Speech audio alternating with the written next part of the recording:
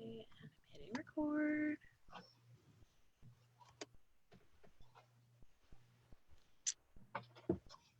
And we should be live, but I don't see it up yet. Oh, we're up. We're live. Yay. Hi, everyone. Sorry about that. We had some technical issues we had to work out. Thanks for being patient. Welcome to a Branch of Laurel's interview. I am a Shaxi. I'm a member of the Order of the Laurel in Ontario, and tonight my guest is Duchess Caomhie. She is also a member of the Order of the Laurel in Ontario. So, how did you find the SCA? My origin story, right? Yes, please. I never felt more like an X-Men than right now. I joined in 2000. I went up to Northern Ontario, up at UNBC, University of Northern British Columbia. And it was the days before cosplay, and it was the days, I guess, before a lot of online connections. And there was clubs day at the university. And I remember like walking past the math club and I was like, not today, Satan. And then I kept going. And there was this crazy thing happening in the university is kind of like a big horseshoe. And in the main rotunda, there was heavy fighting, which I'd never seen anything like it. And people in medieval dresses. And I just thought, I don't know what this is, but this is me. Like, this is my club. This is the thing that's been missing from my life up until now. And so I joined, and at that stage, we were a very rough and tumble group. It was the Wolf Pack, which was like a mercenary, heavy fighting household. And the women, the other women in the club at the time were all sort of partnered with heavy fighters, and I didn't really have an identity, and who was this person? So I fought heavy for quite a while, probably 3 years, and then concussions. I got 3 concussions, and then the doctor's like, you got to pick a new hobby. And so I got much more into the arts at that stage. I kind of switched gears. So that was my. Do you think it was a bad borrowed helm that did that to you? Definitely. Yeah. Looking back, it was very much a bad helm. It was in the year where they brought out the fiberglass pikes. I don't know if you remember this. And it was like, how do we gauge with these things? I don't know. Let's just hit people in the heads. So I had 2 concussions from those, and then I had like a hammer on my head in practice, and that was it. I tried once more and blacked out, and then it was a terrible helm, and I just didn't know enough to fix it at the time. I had a similar experience. The practice I went to was with Sir Nicholas, and hit me, and I blacked out. And then my sister started fighting, and I saw her mad face one time, and I was like, I'm out. This is not my thing. Probably, possibly not. I also had I wasn't a very good heavy fighter, so I had these big bruises, and I had a professor be like, you can tell me anything, and I was like, what? Oh no, I'm one of those medieval people. And so I'm one of the. I know not everyone likes the competition side of arts and science, but I actually really enjoy that side of things. So I sort of got more into arts and science competitions and kind of directed my energies that way, for sure. That was a good thing to leap into. And what made you go towards textiles? I've always loved it. I was not growing up. There wasn't a lot of crafts in my house. Like, I was kind of an oddball, and I've always loved history, like really old, ancient history, like pre-Christian history. And I remember being at an indoor event. This would have been in Kamloops, which is Ramsgard. And the woman who became my Laurel, Irsa, was doing a weaving demonstration, a tablet weaving. And I was just head over heels in love with this process. And I can make my own stuff. And like, one of the things I love about weaving is as you weave, you build up layer upon layer, and it's a story of the work that you put into something. And I was just hooked, and I've never really looked back. And I've at this stage of things had a chance. Like, we've lived here in Ontario, and we've lived in Drachenwald, and we can talk about that a bit. But I've really had a lot of chance to see so many different kinds of weaving and weavers and dyers and all this stuff all over the world. And I'm not going anywhere. I just love it so much. Awesome. Yeah, your journey has been really fun to watch. I followed you when you were in South Africa and watched you work at a studio there, and just really, really cool stuff. So Tell me more. How long did it take you to find your Laurel, and how long were you apprenticed to her? Okay, that's a good question. Um, in those days, there wasn't a lot of stuff online. We weren't as connected. Facebook didn't exist. Um, and so living in Prince George, it was hard to get to stuff. So I went to that one thing, and I just thought she was magical. She didn't have her Laurel yet, but to me, she was this magical person. Um, and then we went to what was then Clinton War, which was a big war here up in British Columbia. And then I was just like, this is my person. I just know it is. And so she sent me a task, which was I had to enter an art science competition with documentation, and then she would take me as an apprentice. And so I did. And it probably took, I don't know, like I would say maybe 6 or 7 years, but I don't really know. Like I can remember parts of the process where I was really keen. I really wanted to have a Laurel. And I'm not one of those people that's like, oh, you shouldn't say you want a peerage. Like I think everybody, if that's your dream to be a knight or to be a mod or whatever it is, you follow that dream. Yeah, and be loud and proud about it. Yeah, absolutely. Like why can't we all have a dream in the SCA? And so that was definitely was one of mine. And looking back on it, I think I was very much focused on as if like the checklist. 1, 2, 3, going through. Hi, Kids are not wearing clothes at the moment, so possibly awesome. not on video.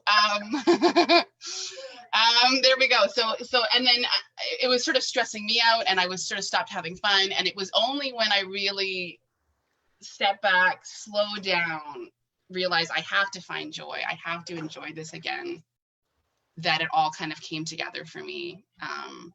But yeah, it definitely. There was definitely, I remember stages more than a timeline. And then once you found your Laurel, did you Laurel to her, I mean, you apprenticed to her before you went to South Africa, right? Yeah, so I was here, and I was very much, and I still am really interested in Viking age textiles. And so I apprenticed to her, and then my husband and I moved to South Africa, which is the Kingdom of Drakensberg, which is Europe, and then South Africa. And we were there for 4 years. And so that was a great chance to look at some of the museums, some of the pieces up close. And I had, for the first time, really joined, I had like a modern weaving instructor. She's a master of what's called compensated inlay, which is a style you've seen a lot of rugs. Her name is Norma Ordman. And one of those people you still miss. If I could have somehow brought her here in my suitcase or stayed there. I still miss Norma and creating in that studio. But that was a great grounding in different kinds of weaving. And I sort of used that to augment what I was learning in the SCA. But one of the funny things with starting arts in the SCA is you sometimes miss basic steps because you're not going to a community college and taking intro to rock tumbling or whatever it is. Like you're learning from a teacher who's teaching a specific style at a specific time period. So I had some big gaps that I just didn't know I had. And it was by stepping back and not being afraid to be a beginner at something that I was able to lay a much better foundation that has helped me be better at textiles moving forward for sure. That's really cool.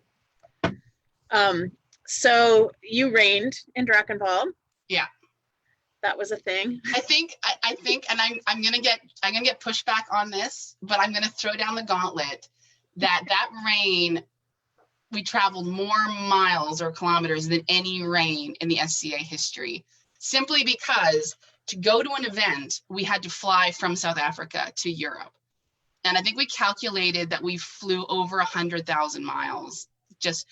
Like it was crazy. It was a crazy thing to do. And we're like, well, we can either have savings or we can do this once in a lifetime reign where we get to reign in castles. And it was like, castles, people are in castles. So that's what we did.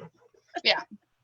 We just, what we would do is take a week off work. And so we would fly to an event, let's say in Copenhagen, and go to the museums and then do the event. And then we would have a week. And then the next weekend there'd be an event in, let's say, Germany. So we would like travel across, go to Poland, Germany, and then fly home. So we did a few of those. And it was a great thing to do before kids. It would be very hard to do that now. Yeah. but yeah, it was a pretty magical time, and I love that kingdom, and I miss so many people. I went on to take an apprentice there who has now become a Laurel herself. And I'm very proud of my friends there, and I miss them. Oh. Hi, And did you do competitions there at all, or did you just kind of absorb? That's a great question. So the culture's a bit different. Their Kingdom Arts and Science is spread out throughout the year, so it's not on one weekend. And it's much more about displaying and chatting to people, kind of more of an Athenaeum vibe to it, I would say. Because sort of open competition is not as seen as very friendly, I think, by some of the more Scandinavian countries. And so I never entered Kingdom ANS, but I certainly got to go to an event. And if you're displaying at an event, you can actually just sort of send your stuff. You don't even really need to be there to enter, which is kind of interesting. That's super cool. Do they then write down comments and send them to you back? Yeah, I think so. Yeah, that's I think that you can display, and then people can just give you feedback. And it's much more friendly, low key.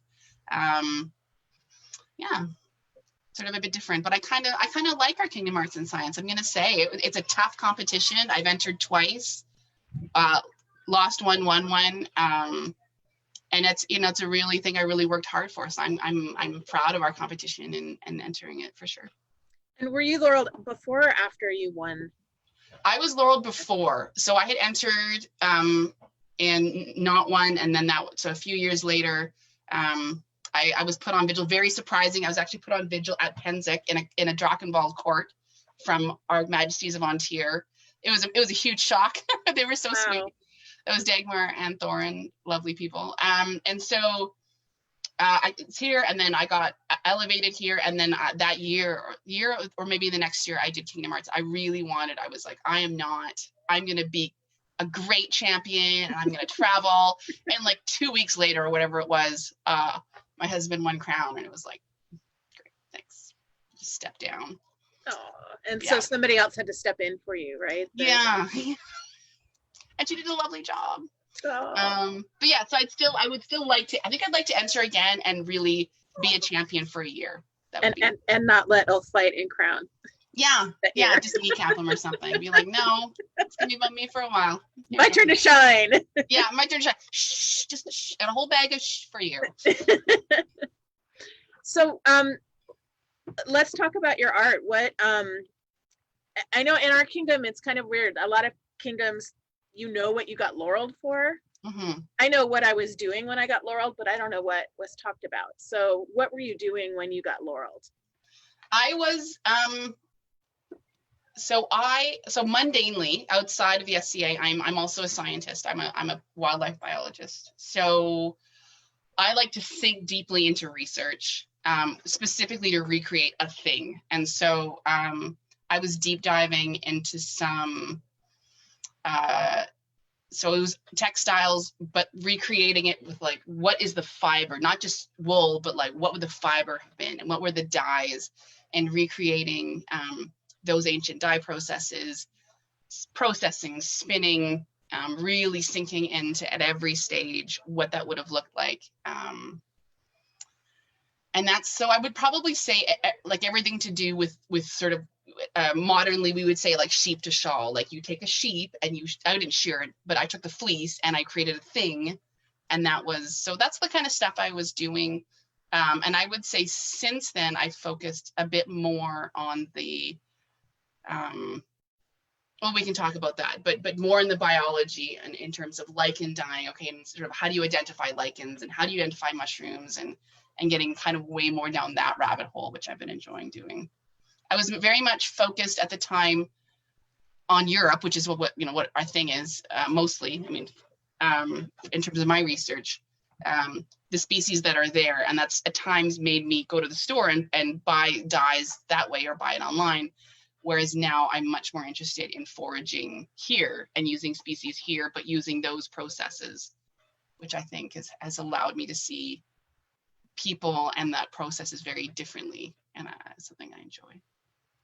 I think that it gives you a really good insight into the culture that you're recreating, to know what plants they had access to and how they process them and how much time that takes. And And and everything to everything there is a season too. Like you would have been foraging for berries in berry season, and then as berry season folds, then it becomes mushroom dying season and mushroom eating season, and now you're doing mushrooms. And there's a real seasonality that we can sometimes miss in the modern world because we're less connected to the seasons. yeah, But their whole life was about the seasons, and that becomes much more apparent when you're foraging and harvesting from the land, for sure. very cool. Very cool. Let's see. Somebody's asking, have you ever worked with nettle? Stinging nettle. I haven't. I have a couple friends. So I was going to talk. We can talk about it a little bit later. But I live on the reserve. I live in a reserve in Canada called the Musqueam Reserve for the Musqueam Nation, and I have some friends here who are interested in harvesting. Nettle was used as the backbone in some of their weaving. Like I don't do their weaving. That's theirs. But I've been invited to kind of participate in watching and being a part of that harvesting. So I haven't done a lot with nettle yet, and I haven't done a lot with plants. I do quite a bit of dyeing with cedar bark now. That's a relatively new thing. I really my jam is more of the animal fibers. That's what I really enjoy. But I will probably have a different answer in about a year or two in terms of nettle. Not so much yet. Very cool. Very cool. Do you want to go to your slides and start? Yeah, I can. Yeah, for sure. We're in depth. Yeah. Okay. Okay. So I was speaking with a Shaxi here about putting together some pictures. Can everybody see my pictures? Yeah, we can see. Can you see? Okay. Sorry, I haven't done a PowerPoint presentation on Zoom before, so forgive me. So I wanted to just put some pictures together of what I've been doing, and some of it is a little bit outside the SCA, but I think it's all related. And so I'm calling it snapshots of color dyeing across and within cultural spectrums in the SCA. So if I click, okay, here we go. So here is me and my good friend Kalja, who may be out there listening, and I'm not sure. Hi, Kalja. So my passion is trying to understand and recreate ancient textiles, and I focus mostly on pre-Christian Europe. So Viking Age, late period Roman, which is like 4th century, Anglo-Saxon. I might expand my list, but that's been the list so far. Looking at ancient animal breeds and how fiber was processed, spun, dyed, and woven. Recreating traditional dyes and weaving periods. And I've had the opportunity to study at this stage from people in many different places. And I've lived in Antir and Drachenwald. So there's me. I took my daughter, who's now 3. She was but 1 in this picture. That's me in Cudgel War, which is a great event, a week-long event outside Helsinki. So I thought I would actually go through the process of what does it look like when you what does it mean to recreate ancient textiles? So this is a great find. This is I believe it's Finnish fine. You can see those metal coils. So the first thing you're going to think of, okay, what are my sheep breeds? What's the oldest sheep breed that matches? So you can look at the research and find out. You want an ancient breed. They're often smaller sheep. So you're going to look at the fiber. You're going to process them. These are Viking Age combs that I have. My tines aren't iron, so you'll have to forgive me. They're steel. So here I am spinning, dyeing, and then we're weaving. And then here is my friend Kalja and I setting up a warp weighted loom. So this is an old loom. It is a lot harder to use than it looks. It looks very elegant. It's a pretty tricky beast to use. And so that's an example of a process that you would recreate whatever the pieces that you're recreating. Are those Jacob sheep? What kind of sheep are those? Those are Gotlandic sheep. So I took that. We spent a month in Gotland, and those are Gotlandic sheep. So they're an ancient breed as well. So they actually have 3 levels of staple, and we can talk about those. Very cool. I love me some sheep. So this is a picture. This is actually Kalja's photo. She was creating a piece for us for our step down. So there we are. This is Finnish Iron Age. And so the shawl on the left, I'm actually wearing in this picture. And those are some of our pieces. So one of the things that I love about the SCA is some of the collaborative projects. So out of this outfit, I did 1 or 2 pieces, and everything else was from friends. And that's one of the great things is the challenge of creating outfits and working with your friends. I just love it. I helped Talja with that shawl too. Did you? Oh, I didn't know that. Oh, Yeah, awesome. I love it. It's like my prized possession. I love that shawl. I was just a worker monkey. Yeah. Still, that's what I am often too. So I thought I'd throw up a picture. I have just absolutely plundered these photos, except for like only one of those photos is mine. So forgive me. There's acknowledgements at the end where the photos came from. But I just wanted to show something that we already know in the SCA, which is when Vikings and other ancient people are depicted on television, they're often shown in browns and tans and grays. But really, ancient people are as absolutely vibrant and in love with color as anyone today. And so I just wanted to show some of my beautiful friends wearing some finery. It's, you know, the ancient world was way more colorful than we give it credit for. With my dyeing, I focus a lot more on dyeing these days, but I was very focused on European dyes. Okay, we have a find, it's published, we know the dyes. So I would go to the store, I would drive to the store and I would buy my dyes like this. And I thought that was totally normal, not realizing that I was missing a huge chunk. And so one day, this was a few years ago now, there is a Coast Salish master weaver named Deborah Sparrow. So these are pictures of Deborah. And she reached out and she said, hey, I hear you do this historical dyeing. Would you ever be interested in working on a Coast Salish blanket? And I have a photo or a picture later on of what Coast Salish, this is a language group that's on the west coast of North America here. And I was like, heck yeah, I'd love to dye for one of your blankets. So Deborah and I have now done they're her blankets, but I've dyed for 4 of them. And the picture on the right there, you can see the yellow blanket. Those are all my colors. So I did, that was a yellow blanket. The color as I did. So she spins, then gives it to me. I do the dyeing and then back to her for all of the weaving and design. So, but when she asked me if I would dye, I realized that I was missing a huge chunk. I didn't know how to walk into the forests here in British Columbia and get color from them. And I could do that in Sweden, and that's crazy. I realized that I had this huge gap where I was like, how do I make color from my own forest outside my home, which is exactly what people do all over the world, and ancient people do too. So that helped me realize I had a huge sort of gap to fill. And so I thought I'd put in some photos of just some lessons that I have learned over 20 years of doing arts and sciences. And so hopefully, these are just my lessons, don't take them. But one of the things, and a friend of mine, Susan Pavel, said this, that not all your teachers are meant to be humans, and it's true. Like we are meant as human beings to go out into nature.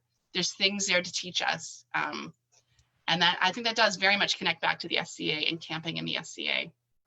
And so when we think of foraging, we tend to think of foods, but there's a whole plethora of other stuff out there that I'm falling in love with every day. And a huge part of my life now is mushroom dyeing and lichen dyes. For example, that mushroom on the screen in the upper left-hand corner is Ramaria. And if you use that right away, you can get a deep purple from it. So it's amazing, this stuff it's really fun. So I do lots with plants these days. So these are some native plants that I'm working on. And the one in the upper right corner is Bella Oregon grape, which is a pre-contact dye as well. So that's kind of looking at the whole spectrum of things. So I dye with mushrooms these days and looking at the relationships between mushrooms and trees, but that's a whole other conversation, I think. And so I do a lot of harvesting for dye mushrooms, which is August to November. It's coming up pretty soon. And so going out and finding out color in the forest is a big thing. These are all different kinds of mushrooms, and then how do you identify them and store them? Here's some lichens. So for example, Avernia prunastria, which is the lichen here, you can see in my hand. When you ferment that with water, and you can use urine or ammonia, you get, again, a nice pinky purple dye. So that's some of the stuff that I'm doing. A second lesson, these are 2 pictures from Drachenwald. Always, as we do in the SCA, always create outside if you can. So these are a whole bunch of different colors you can get from mushrooms. This is a 3-day mushroom dyeing class I took. The mushroom dyeing expert in the world is actually out of Seattle, Alyssa Allens. If you see a class from her, just take it. It will blow your mind. Here's some reds, oranges. I'll just kind of click through. So yellows, I'm just trying to show you that there's lots of stuff here in our forests. I think one of the things, I guess what I'm trying to say is it's great to if you want a specific shade, or you want that thing that ancient people on a different continent did, that's great. But you can do a similar process to what they did using stuff here. And it might not be the exact shade, but it's still pretty cool. And I think you'll still learn. And the process is more authentic if you do it. Exactly. Yeah, very much so. And it's funny, like I was at some stage, I was interested in going into more foraging here, and I was kind of discouraged, like it's different here. But also a lot of the stuff is the same, like in Viking Age, the mordant, they didn't have, so mordant is what you use before you add the color. It's how you kind of open up the fiber to allow the color to absorb. And so the Vikings used something called club moss, which is full of aluminum, because they didn't have alum yet. So they used this club moss. And we have the same club moss here, and it's also full of aluminum. So there's some things you can do here that's exactly like what you could have done there. And same thing with the lichens. I'm going to go into a lichen slide that's the same genus and the same pigment as a Viking Age dye, just collected here.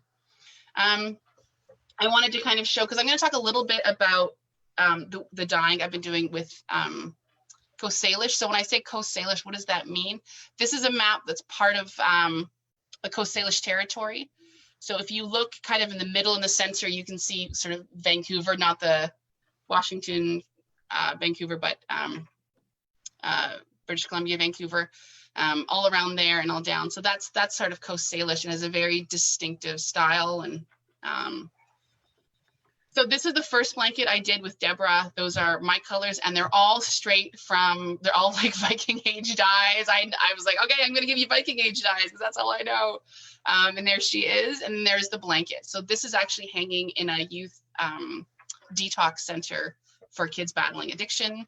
And I love that I was a part of the colors in that came from love. And I'm hoping that the kids look at it. It's not just woven with love. Those colors come from love too. So that's some of the stuff that I've been able to be a part of. And at this stage, in parallel to the stuff I do in the SCA, I do a lot of dyeing and trading of cedar bark. That blanket there, it just came off Deborah's loom last week. That rust and that green those are my colors. And I'm also doing teaching of dyeing back with Indigenous communities. So that picture is from a class I did right before the pandemic. The pandemic in March happened on a weekend. I was up there teaching, and so by Sunday, the entire world had changed. But I didn't know that I was teaching. That's in a longhouse. I spent the day dyeing with youth up there, Squamish and Lillooet youth, and they were drumming and singing the whole time. And it was a pretty amazing day. And I'm hoping to do more of that when I can. And so that's what it looks like at the end of the day. We've done a whole bunch of dyeing, and then everyone gets to take home a card with what that looks like.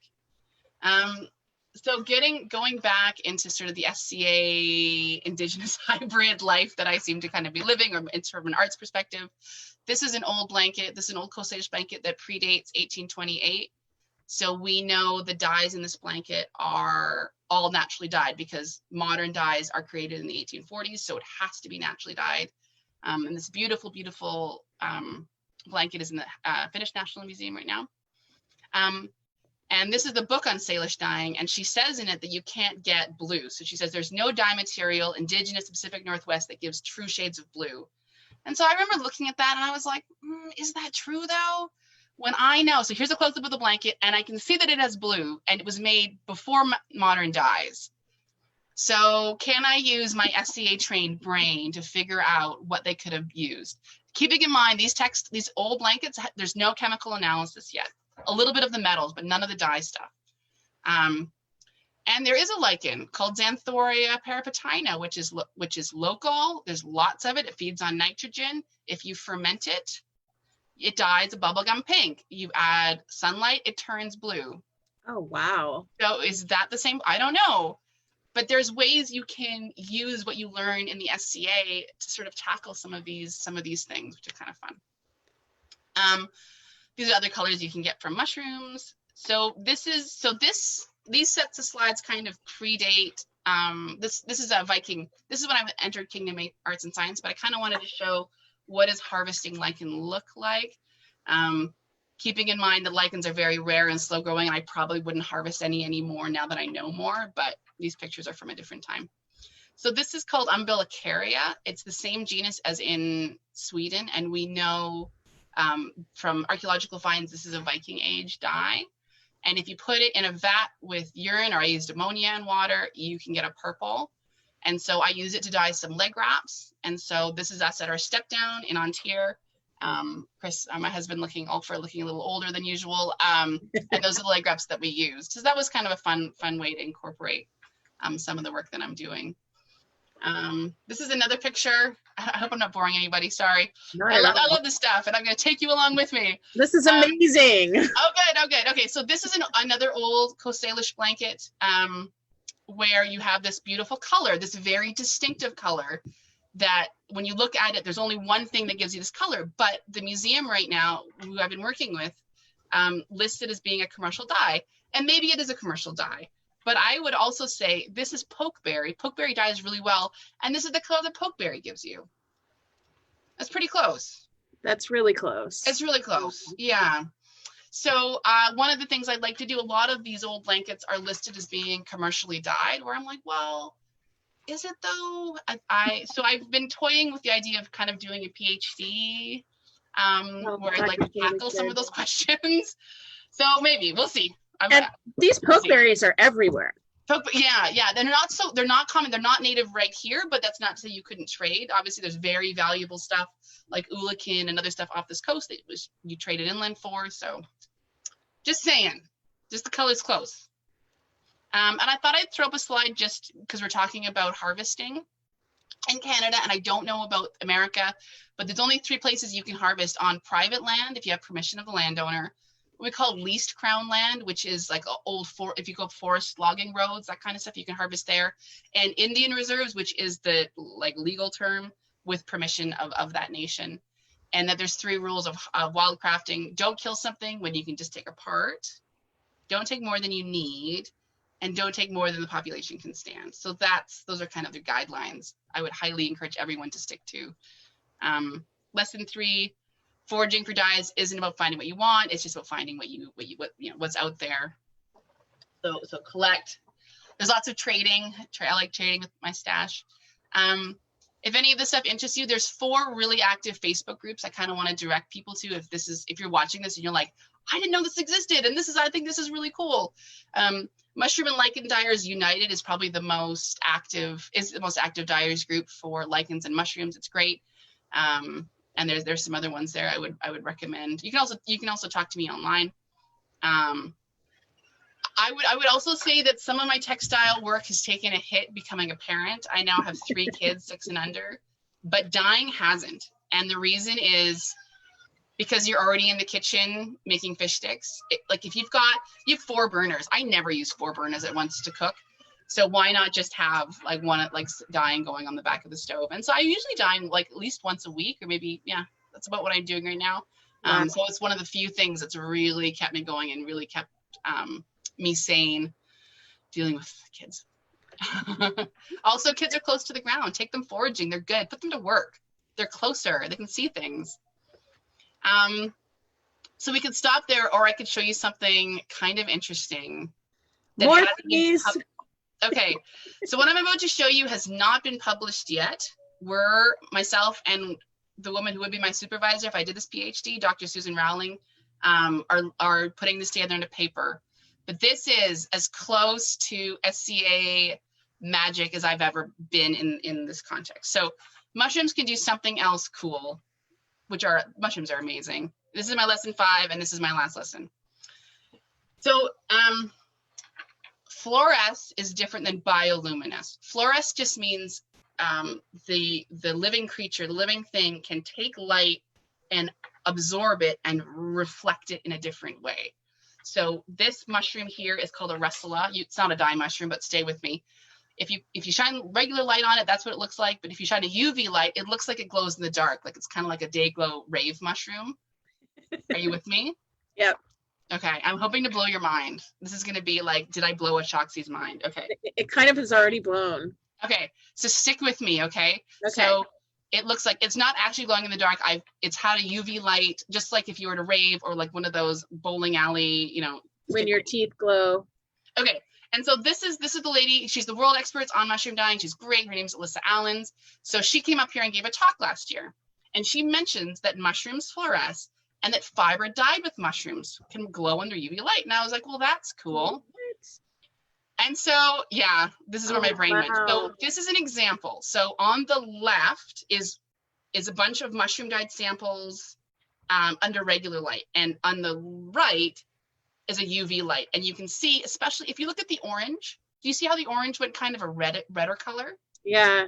Okay, that's a dye from a cordonarius mushroom. And this becomes important in a moment. Okay, stick with me. So the fact that these things glow under UV light, it percolated in my brain, and it percolated and it percolated until it finally hit me. If we know mushroom dyed fiber fluoresces under UV light, can we ask, did Coast Salish people dye with mushrooms pre-contact? Oh. So this is where things get interesting, because this beautiful blanket that we know was made before modern dyes is in the Finnish National Museum. This lady, the lady who's on it, Mervi, who is in the blue in the upper right-hand corner. Can you see her? She's in all three pictures. So Mistress Mervi, who's amazing. She's an amazing woman, and she happens to work with the museum. And so I was like, hey, do you guys mind shining a UV light on this old blanket? And the museum was amazing. They were so great to work with. So here's the blanket. Here's this gorgeous, beautiful Coast Salish blanket. And here it is under UV light. And it turns out the red in the blanket fluoresces. And this is the quote from the researcher. In the red area, there is a noticeable change of color shade to a somewhat more shiny neon light color.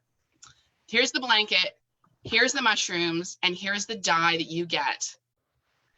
Wow. So we think, without any harm to the blanket, because UV is just a part of sunlight. So it's just a couple seconds, you turn this light on, that it could be that there is mushroom dyes in these old blankets. Wow. What a cool way to prove that without having to take anything off of the blanket. Yeah. And that's amazing. So this is the first time I've presented this to 2 talks with Coast Salish people. This is the first time I'm sharing it, but the SCA is such a huge part of the story. I think that I really did want to share it. And thank you. Yeah, and so there you go. And so that's maybe this is a period dye from this coast. I don't know, but it could be. Wow, that's really cool. So I just want to say, wrap it up. There's always more to learn, and there's bridges to be built. Explore your arts passions fearlessly in different ways and perspectives. Don't be afraid to step out and look at things from a different perspective. I just closed it. But I'm wrapping up, and I guess I just want to say, the arts has given me so much, and I hope that if you're starting out your arts and science journey, that you get as much out of it and the culture and the friends that I have, because it's been pretty amazing. You've got some really amazing places. Can you unshare the screen? Yes, sorry. And then we can be big again. Go. Yay, we're big again. So you're thinking about maybe going for a PhD and continuing this research even further. Yeah, what I would like to do, and I'll just throw this out there, if somebody wants to steal my idea, they can go ahead, because it would be a lot of work, is to write a PhD with an eye for creating a by-season dye book for the Pacific Northwest, so that every season, what you could be collecting, what you could be drying, and have it be for plants, lichens, and mushrooms, and has, as a part of that, have knowledge that Coast Salish people, especially Coast Salish weavers, would be comfortable being shared in a public way. So I think, and having it be approachable, because I think that there are, for a while, the Coast Salish looms here were kind of asleep, and they've woken up, and I think a lot of sort of the dye knowledge is also coming back, and there's a lot of interest there, and I think from other people too. So I would like to do that. Would be something I'd like to do. We'll see this, there's a lot going on in the world right now. But that's certainly been a dream. And I've got some interest from academia and from Coast Salish weavers that are certainly encouraging me to sort of get on that. So, yeah. What an incredible life's work that would be.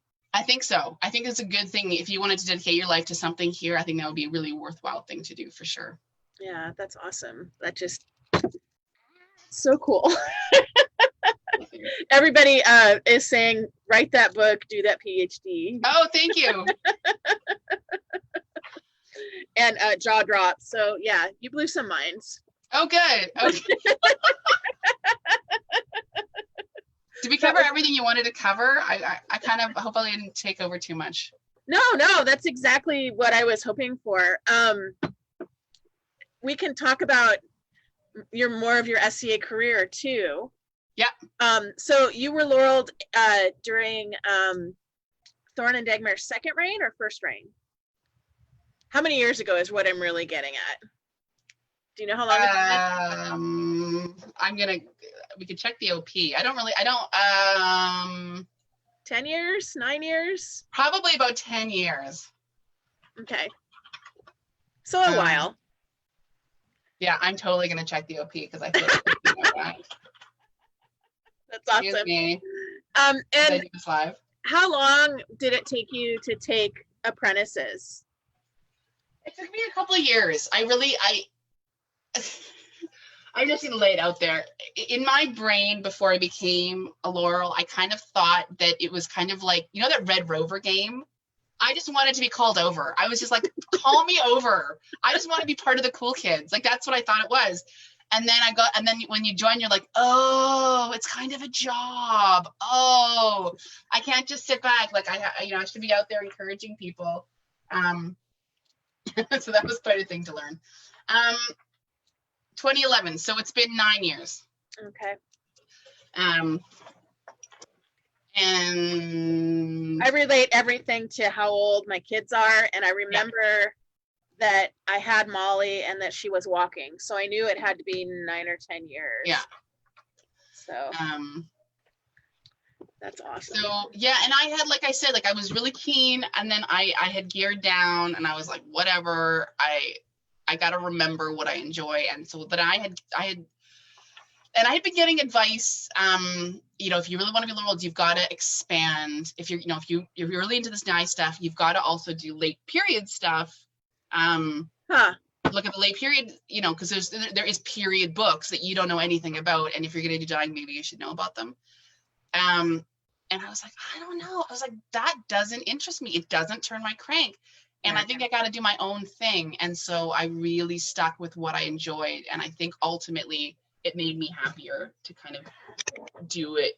Or I wouldn't have been happy. Like late period stuff, I know people love it the same way that I love early period stuff. But that was, I wanted to really stick with what I enjoyed. And it was the right call for me, for sure. I think that it's really important for people to stick to their guns and stick to what they're interested in, what they're passionate about.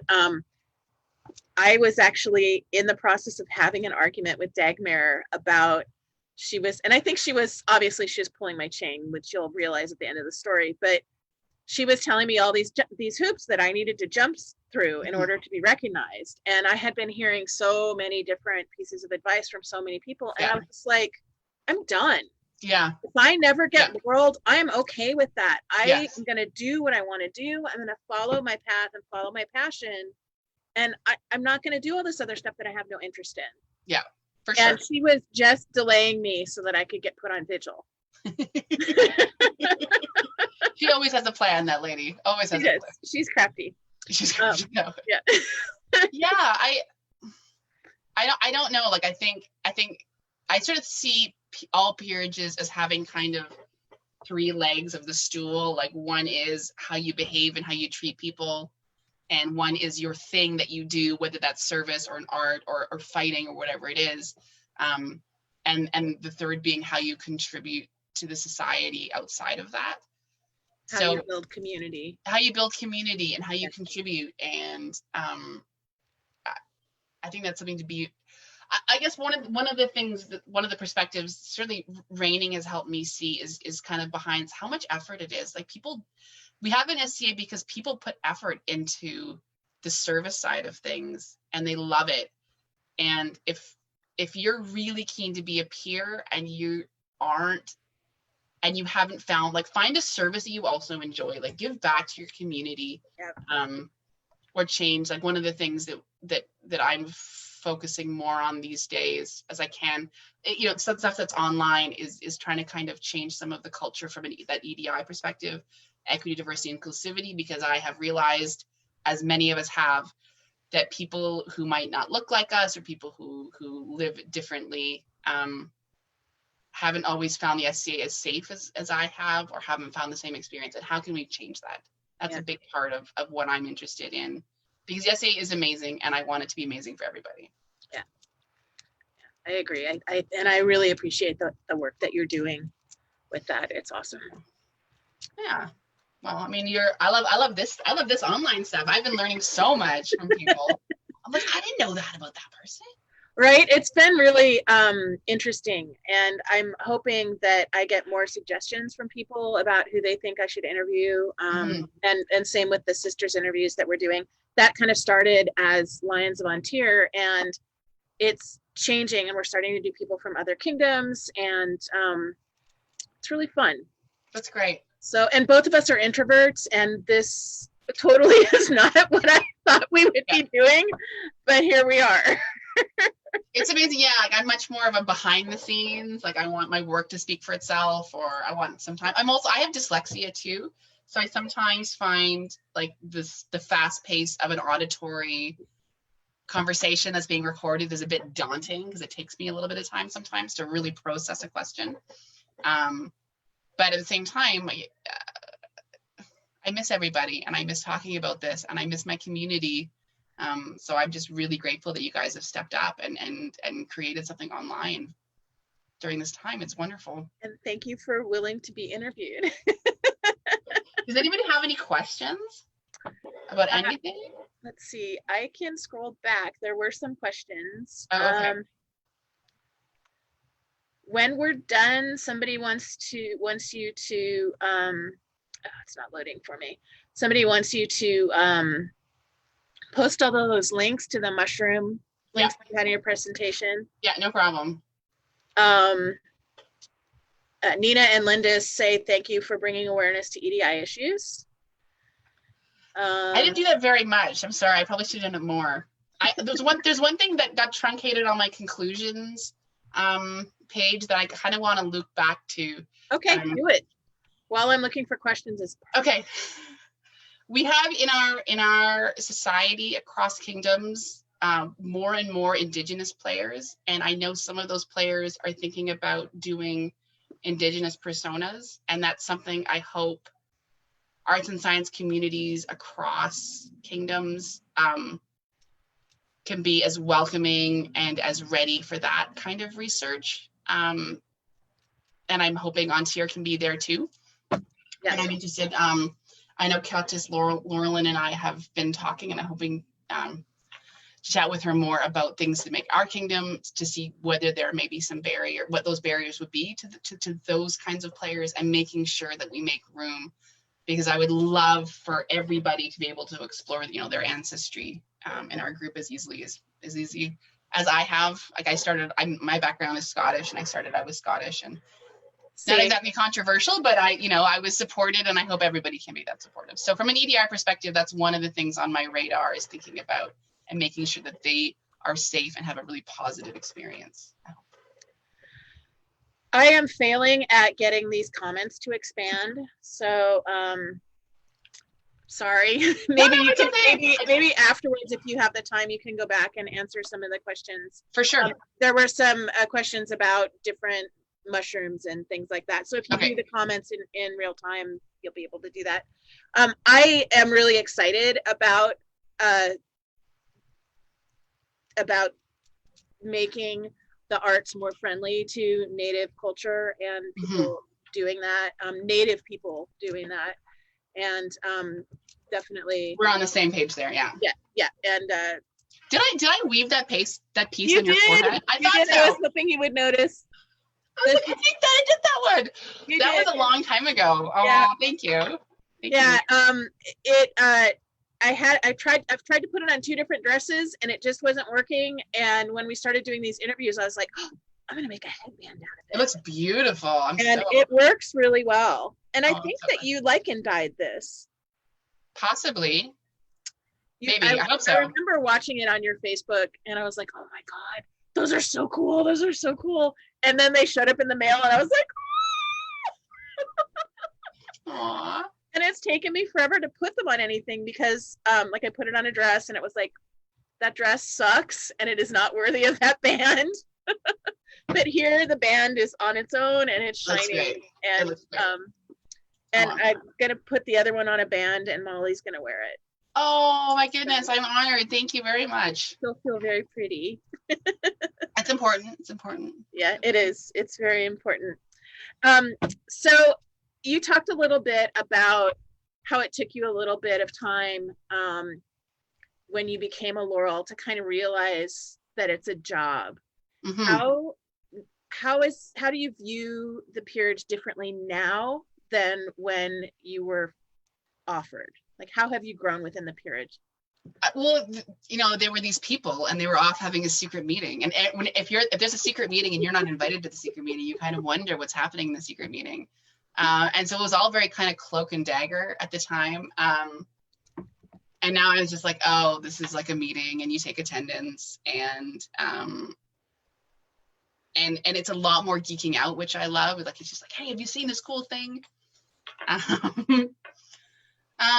Like, sorry, was your original question like, how was it? What was your question again? Sorry. How has it changed for you? How have you evolved and kind of grown? I kind of see I was much more focused at the beginning on the people and candidates and the community, and looking forward now, I'm more interested in looking at our culture, and how that's changed, and making sure that everyone.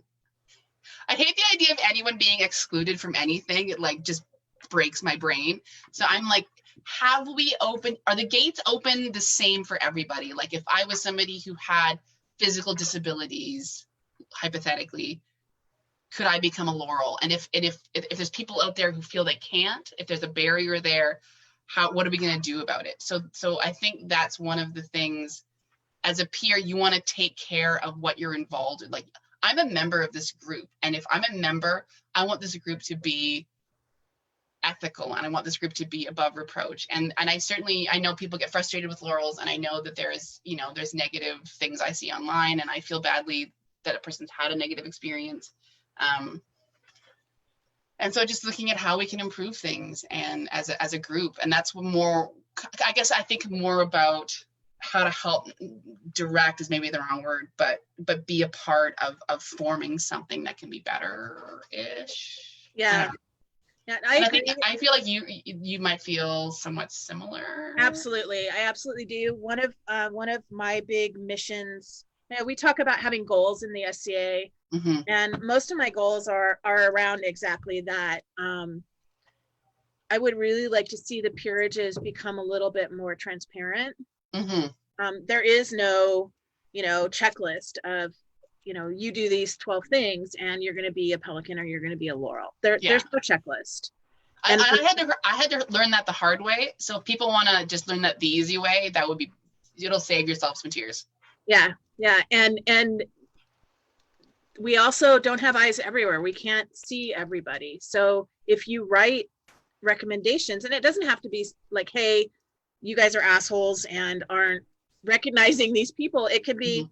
hey, this person does this art in my area and there aren't any Laurels around, and I don't know that anybody sees it, but I see it and they're teaching me and they're having mm-hmm. an effect on me. Mm-hmm. It doesn't matter who you are. When you write a recommendation and you say for the Order of the Laurel, you can say in what you write, this is not a recommendation for someone to be recognized, but I want to make sure that you're watching this person. That's really helpful. It really helps. And it really helps. I can also speak as somebody who's reigned, and as somebody who is a Laurel. Those are great, and we all read them, and we all take on board what's being said. And also when you're writing it, don't be afraid to be specific. Like, I see this person doing this, and because you're closer. Like, I started my first 4 years in the SCA, I played up in Northern BC.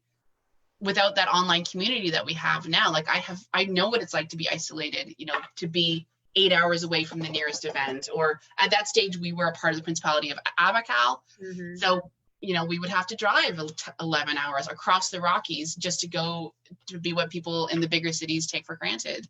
And even now, isn't there only like one pier in that area? There's a few. We've got, I want to say her old, I know her as Natalia Viscountess, but she's got a new name. Sorry. She's back to the old name. Oh, is she? Okay. Yeah, we're interviewing her in a couple weeks. Oh, perfect. Yeah, so she can definitely obviously give you a perspective up north. There's Sir Argyle, who's a knight. There was Mistress Betha. Mr. Betha has passed away. So I would certainly love to see more peers up that way. I think there's people doing good work. Yeah, and so I think if you're, and I can remember, yeah, I mean, sometimes you got to find ways to get on the radar, but I think it's easier now because you can do like a Facebook page with your arts, and that's a great way to get it out there. So there's more things you can do online, and I hope people can do that and feel inspired. Especially during this COVID era, because there's so many opportunities to get involved online. Yeah. If you have the ability to reach out that way, totally do it. Because the SCA is made up of a bunch of different social niches. Mm-hmm. And part of becoming a member of the Order of the Laurel, you're recognized, and so you're kind of already have to be enmeshed in that order. You already have to forge bonds, and it's one of the reasons why having a mentor can be helpful. But you don't have to have a mentor, but you do have to have some connection. That we have to be able to see you. Mm-hmm. And we don't have eyes in every little niche. So if you have friends that are doing great service and doing great art, be the eyes in your niche and write recommendation letters. So that's my wrap up for that. That's my soapbox. No, I totally agree. I think it's a great way to do it, for sure. Yeah, so that's my big mission with the Laurels is trying to be more inclusive in by being more transparent and being because it shouldn't be a mystery. Mm-hmm. It shouldn't be a mystery for people. How do you get to be a Laurel? It shouldn't be as big of a mystery as it is. Yeah, and I think, that sense, and also, I mean, one thing I've realized is how many of us in the SCA have anxiety too, and it plays into it because it goes to the core of, am I good enough? If is what I'm doing the right thing? Is it good enough? Am I good enough? These are some really deep-seated things that come into play, and how we can make people feel more positive. Because one of the things that I've realized, and I was thinking about this before the interview, the SCA gets knocked sometimes for not being academic enough. Like if I'm contacting a museum, don't say you're with the SCA, like be vague about it or whatever, because it's not quite up to snuff to academia. But at the same time, one of the things I've learned is like being more open and being freer and being able to test things out and failing or whatever it is that we do allows us to connect more with people. And some of, I was talking about some of the Indigenous stuff that I've been involved with. In some circles, like academia has a bad rap because of a racist, terrible history where people were robbed of knowledge and not acknowledged, where, all these things happened. And we're kind of in a unique position to actually build some bridges in really unique ways. And I think now I see it way more as a strength than I ever used to. I guess that's my soapbox. And that's awesome. Mary says Facebook artisan pages. People should be making Yes, absolutely. It is a great thing to have. You can just post and it summarizes your pros. And don't forget to do process pieces. And one of the things that I went to this great event in Drachenwald, and I'd love to do it here back when events are back on, it was a competition for your biggest failure. And it was so much fun. Like, don't be afraid to be like, I do dying all the time. Like I died with horsetails last week. It didn't work. Didn't work. It was supposed to get yellow and didn't work. So don't be afraid to just be like, this didn't work. Or I sewed the sleeve on wrong 4 times in a row. Like these things are we've all been there. We've all been there. And so I love learning about, this person is doing something cool. And if they have a Facebook page with just photos of their process and things they're interested in. And I just love it. And then I can fall in love with all the things that they're in love with and see things from a different perspective. And it gives me a window. We all, I think we kind of think we're all interested in the same thing, but I can guarantee you there's somebody listening to this like, I don't care about mushrooms at all. Like, I care about metals or whatever it is. Right. We all love different things, and I love seeing what other people are interested in. Yeah, like it's fascinating. Yeah, it totally is. It totally is. What was I going to say? Oh, and the other thing that I wish people knew was we're this diverse group from all over the kingdom, right?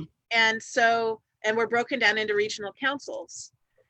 And Tiri is a regional council. They're also a principality. And then there's Rivers region. I'm going to forget somebody. Inland, Central, Pacifica, which is the peninsula and the summits. Mm-hmm. And I apologize if I'm missing somebody, but each of those councils kind of work on their own and take care of their own regional candidates.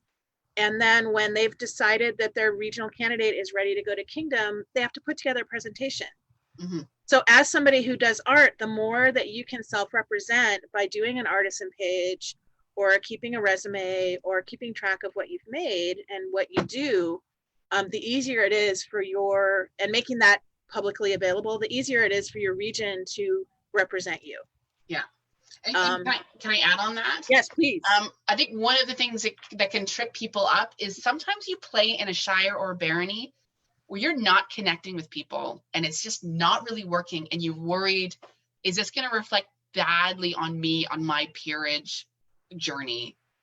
And there's other levels you can play at, and there's other levels you can connect with. So if you're finding where you are, because the regional councils are larger, and we also say, hey, this person over there, we're really impressed. Like this, the councils, the regional councils talk to each other. Yes. And so I would just say, if you're in a position where you're not connecting well locally, but hopefully you can find some level in there where you can find a community to play with. Don't lose heart. Keep going. You'll find your people. You'll find your group for sure. Yeah. Definitely.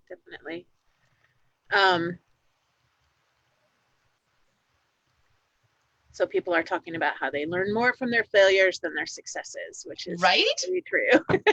Oh, I've had some whoppers. Yeah, me too. So any other kind of philosophical Laurel things that you want to share or talk about? How about what do you do if you really mess up?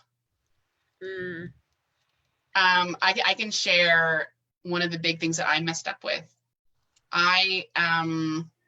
The first time I entered Kingdom A&S, I'm really sharing. I'm gonna not overshare, but I entered a piece. It did not go well, and I was really mad that it didn't go well. And I decided at that stage that I was LiveJournal was big then, so I did a big rip tear on LiveJournal and I didn't know how to filter, so I was just like rah, rah, rah, and I rah about my judges, and it was for a research paper, and then somebody took that and sent it to one of the judges. Yeah. Well, it was on the internet. Like, I posted it on the internet, and I didn't know how filters work. So and I wasn't a Laurel yet. I had just, and when you enter Kingdom A&S, I was super disappointed that I hadn't won. I was super disappointed in how that piece went over. And I was like, dang. And I have now bitched about these poor people who are now lovely. Like, I'm now friends with these people. I was just not in a good headspace at the time. And so I stopped, and I was like, I completely circumvented the grievance procedure without meaning to. Like, if I had an issue, I should have gone to each one of those people individually and been like, what happened? What could I have done better? Can you go over the way that you scored this with me? Because I don't understand, or whatever it was. And so I ate crow, and I realized, I was like, I messed up. This was on me. And I went back and I went to each judge individually, and I was like, this is what happened. This is my behavior, and I'm really sorry. So sometimes you just got to own it. Yeah. And you've done something that's unpeer-like, or you've circumvented a part of our culture that tries to be good. Like, there's a bar and we don't always meet it. And so I think part of your character is what you do next. And if you have done a whopper, that's not to say that the path is not possible for you anymore. And people are great in the SCA. And I feel like people don't give up on you very easily, which is a great part of our culture too. The people are like, you got stuff to learn. We're gonna learn you some stuff, and yeah, I was certainly the beneficiary of that, and I would do the same. I hope moving forward to help people. There is not a person sitting on the Laurel Council that hasn't had a similar incident in their past, and some of them after they've been elevated. I mean, it happens. Everybody makes mistakes. We're not perfect people. And it really is all about being able to be introspective and being able to say, wow, I really screwed up. Yeah. I'm learning. And sometimes like there's a meme on Facebook, which is like, sometimes you're the toxic person. And there's times you're like, oh, like, no, like I didn't do a great job, and I put something out in the world that's kind of yucky, and I got to kind of deal with it for sure. Yeah. But if that's happened to you, like you can still, I hope that you can still find a way through. But, yeah. Absolutely. And I know people that, have been in the SCA a really long time, and they think that some shitty thing that they did 20 years ago is still being held against them. Yeah. And it's just not true. And if I hear somebody talking in council about something that happened even 5 years ago, when this person has a consistent, record of behavior since then of not being like that anymore, I'm going to be like, no, that's old. Yeah. We're not talking about that. They've moved on. They've grown. I think there's sort of an unspoken rule that it's like, if it's been more than 2 years, if it's not like, if it's major, if this person has stolen money at like whatever it is, if that's a major thing, that's a major thing. Yeah. But if there's been a mess up and it was longer than 2 years, especially if this person has demonstrated that behavior has changed, they've been in similar situations and responded differently, there is absolutely room to show growth and don't, like I agree, like if something's happened, I think there is kind of an age of limitations within reason, for sure. Don't carry that shame. No. You don't have to. So Nina wants to know if you have any advice on how to process criticism and not internalize it to the point where it details your journey. Okay, so I think part of that is how you give constructive feedback to somebody. Make sure that you're giving it because you've been asked. So if somebody has informed you of something or criticized you in a way that's not asked for, that's on them. If you could frame it that way. If you've asked for feedback, I like thinking of it like a sandwich, which is an analogy Viscountess de Dejde uses, which is like something positive, something constructive, and then something positive. And there's ways to give constructive feedback that hopefully doesn't hurt feelings. But if somebody has hurt your feelings, if it's about an art, I would maybe, if you're like, this person just gutted me, I might seek other people in the same area of research and be like, I need more information. Like I need to kind of look at my work in a different context. I find if you've been singed, and it's kind of counterintuitive, but if you can reach out to more people that you trust for more opinions, I think that's a way that you can kind of hopefully help get the gears moving again. I certainly know people, and I'm sure you do too, that have done a thing that they loved. It didn't go well, the feedback that they got, and they gave up. And I think that's a really, that's an unfortunate thing. And I'm hoping as a group, we can be better at giving feedback and wait for it to be asked. Obviously there's a time and a place too. And one of the things that I do is I say, what kind of feedback are you wanting? Mm-hmm. What is your expectation from me as far as what feedback you get? And when I've received feedback that's crushing, I go to my trusted person and I vent and I completely do that tear down and get all of that out, because that's a normal reaction. Mm-hmm. There's nothing wrong with feeling angry, and you have to process that. Yeah. You have to allow yourself to process that. You just need to learn how to do it not publicly. And that was one of my big lessons that her Grace Ludviga helped me learn. Is to, you know, find someone that you trust and do that venting privately. Yeah. And solve your problem privately and then move on with grace in public. And I think if I would also say, if you're looking at entering an arts and science competition at any level, have a designated person, if you can, in your group that is going to feed you, that is going to look after you, so that if you do get something that just squishes you, which I hope doesn't happen, but I know does happen sometimes, you have a person that's going to help you through it. And I think if you can get somebody right away to help you move forward on the day, I think it sticks with you a little less, and it can help a little bit with perspective. Like I once got feedback on a piece. It took 3 years. I worked on this piece. I worked with the museum on recreating it. And somebody on the judging forum, there was a complexity, and someone said, this piece is too complex, and gave me like half marks in complexity. And I was like, what? Yeah, I mean, it was like there's more to the story, but that's what happened. Right. And so sometimes you need to step back and be like, wait a minute, is this really like, sometimes the person judging you doesn't know more about the thing than you do. And in fact, I would say a lot of the time that's the case. It can be. Yeah. There's a lot of things to focus on. You can't be an expert. And that's the other thing too, as a Laurel, people come up and ask me like about Elizabethan tailoring, and I'm just like, I don't know anything about Elizabethan tailoring. Like, I don't.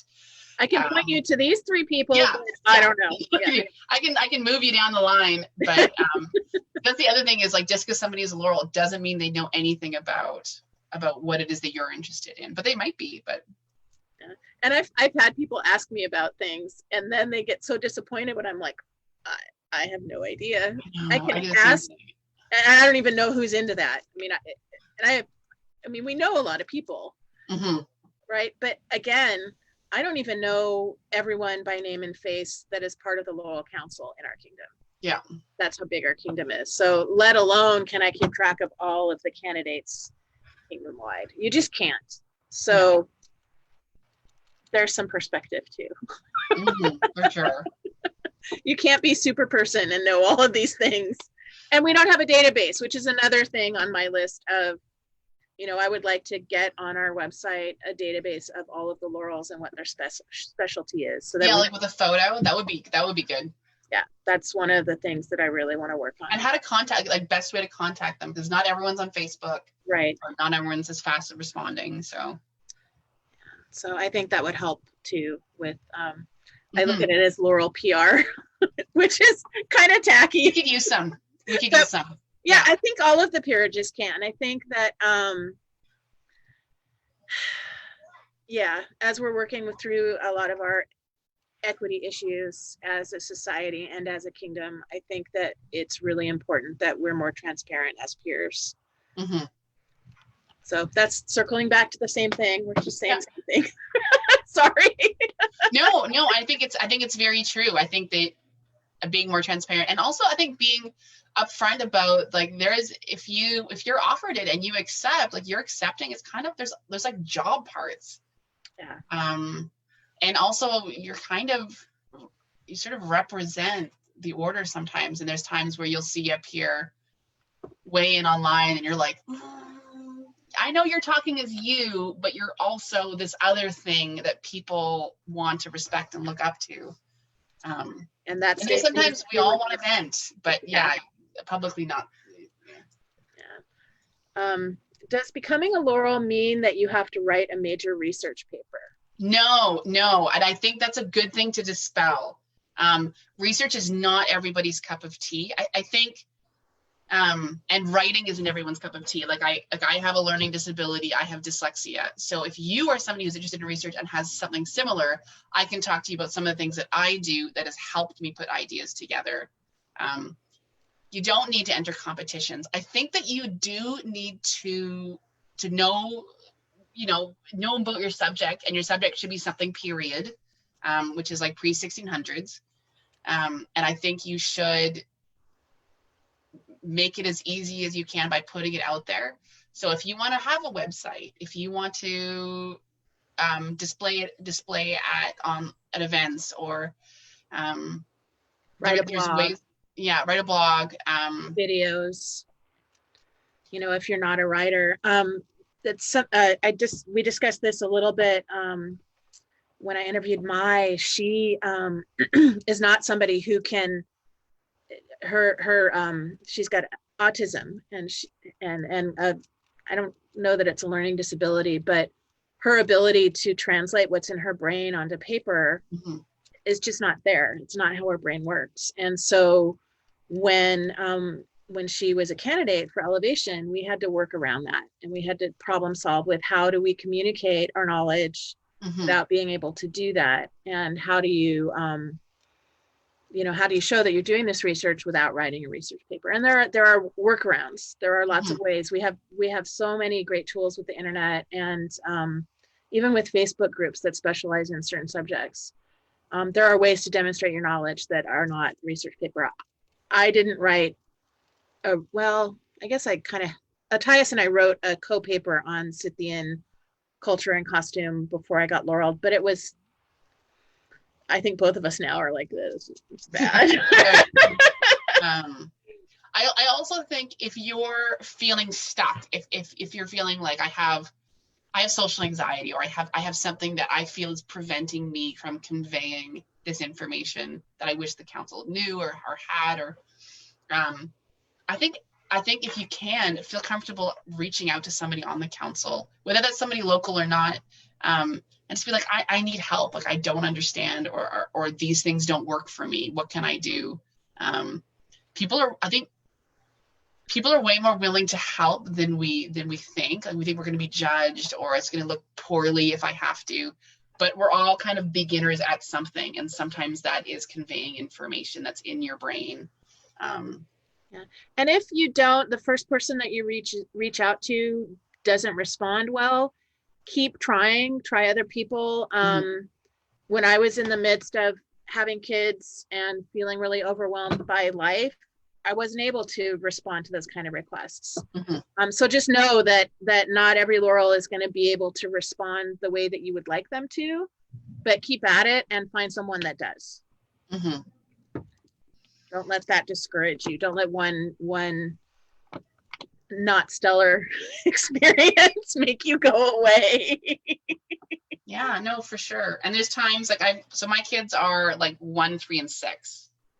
And so there's times where I'm dealing with a tantrum, or I'm dealing with something, and I can scroll with my phone, but I can't like type back. So there's definitely been times I've received a message where I was like, I'll circle back to this when I'm done with the tantrum, but then something else. And so there's probably times where I haven't responded as fast or responded.